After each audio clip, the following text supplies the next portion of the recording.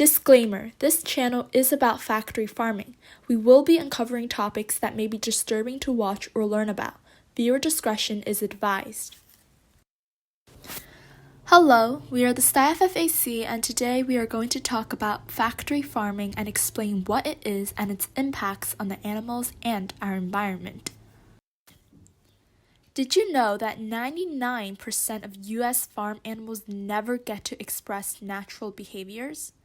To understand why this is the case, first you'll need to know what factory farming is.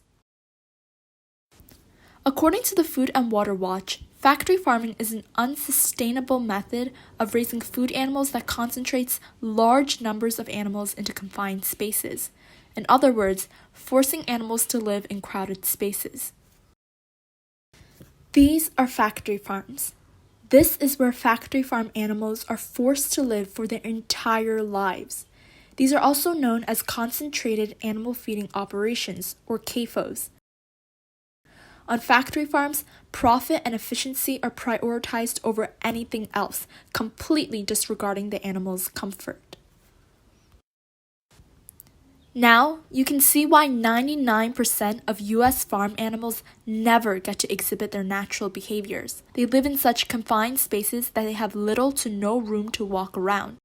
Some examples of these include chickens spending their lives in battery cages, as you saw in the previous slide, pregnant sows confined to gestation crates, maturing pigs and cows crammed onto concrete floors behind metal cages. These are only some of the many examples of what goes on inside factory farms. Furthermore, their bodies are also forced to put on abnormal amounts of weight, sometimes so much that their bodies can no longer support their own weight.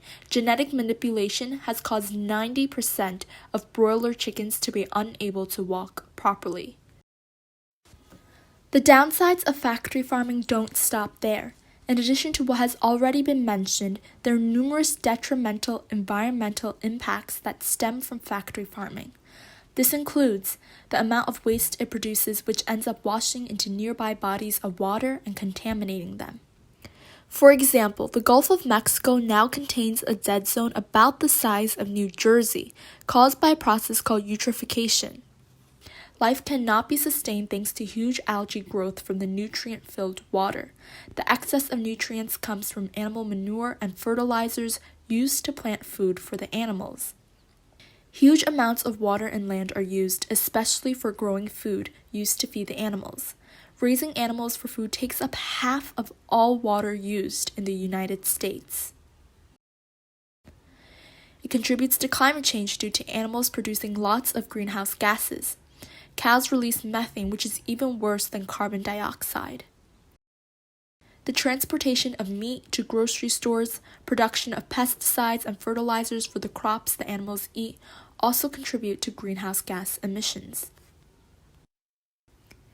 To summarize, factory farming results in problems for not only our animals, but also the environment and even our own health, which we will discuss in another video. Taking all this into account, is meat really worth it? The degree of damage our diets can cause is already having major effects on the world, and if these habits persist, the generations to come will suffer as a result of our actions. Thank you so much for watching, and we will see you next time.